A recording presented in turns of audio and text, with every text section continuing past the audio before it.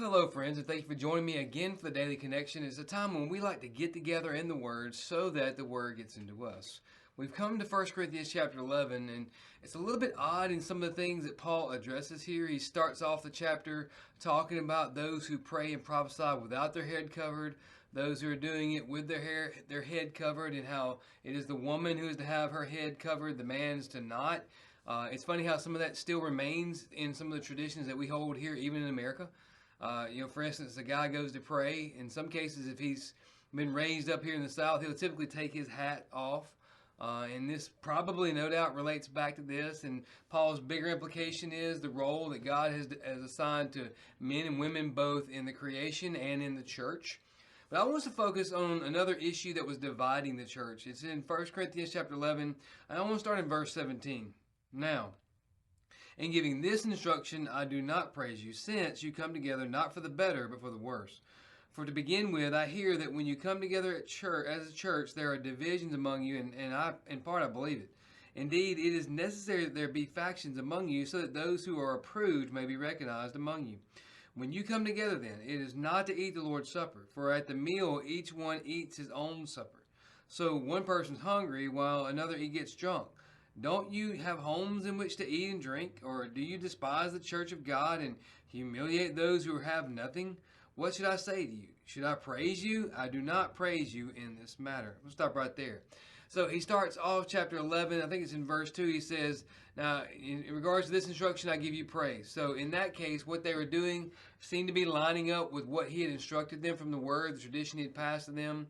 So when we get to 17, he shifts gears and says, now, in regards to this, I'm not praising you. In fact, I'm going to discipline you because you're not following my instruction.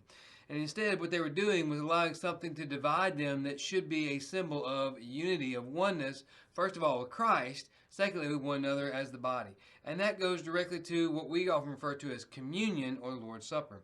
Now, in the first century church, there were multiple facets to that. They had what was called the love feast, where they would come together and enjoy a meal together, a fellowship meal, and then at some point, the Lord's Supper specifically would be recognized. And so that's probably what's going on here. They were coming together, and maybe the love feast wasn't established yet, as it will be later on and referred to, I think, in Jude, verse 12. But regardless, they are coming together for a meal, and they're doing it in the name of the Lord. And Paul says those who have means are coming, they've got plenty, they're gorging themselves, and they're refusing to share. They're refusing to allow those who don't have much to participate and to enjoy their meal with them, to enjoy their food with them. And they're overindulging themselves while ignoring their fellow man. He says that is directly contradictory to everything that the meal stands for. The meal stands for, he says, our unity with Christ. And he goes on to talk about this in verse, I think, 23 and following.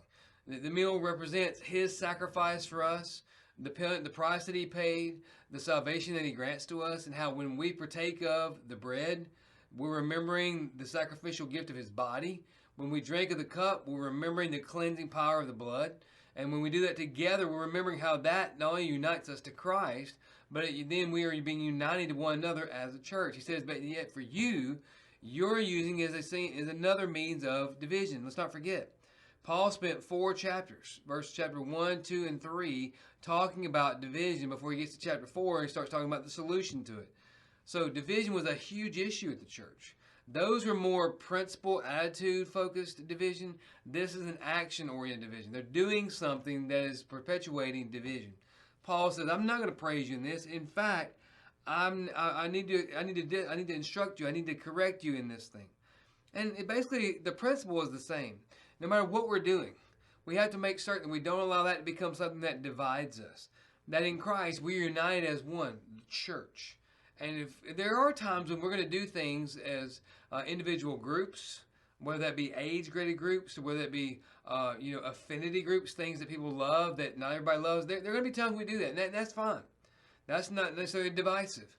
But if it's something that we are to do together as one united body, and yet there's divisions within that show up clearly by one group refusing to share with one group, or one group refusing to participate with another group, then that's where the problem comes. And it doesn't matter if it's, in this case, Lord's Supper, or if it's a missional endeavor we're undertaking, or whatever it may be. There almost all unity must rule and reign within the body.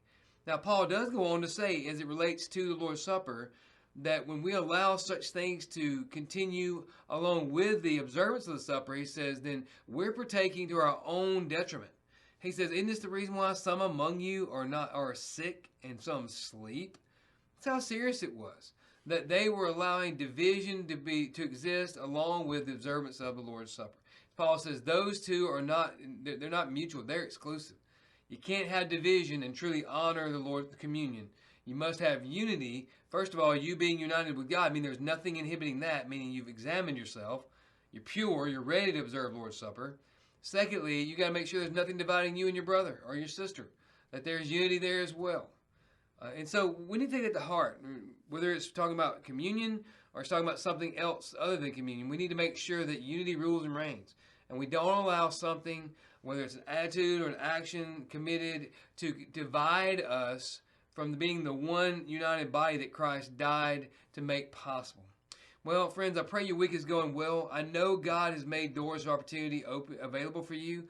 I'm just praying that you've asked Him daily to give you discernment about knowing what doors you need to walk through, what doors you need to walk away from. And then in walking through, you'll be courageous, you'll be bold, and you'll be intentional about sharing the gospel. Because at the end of the day, as we go out to our workplace or to school or to recreation, wherever we're going out to live sent.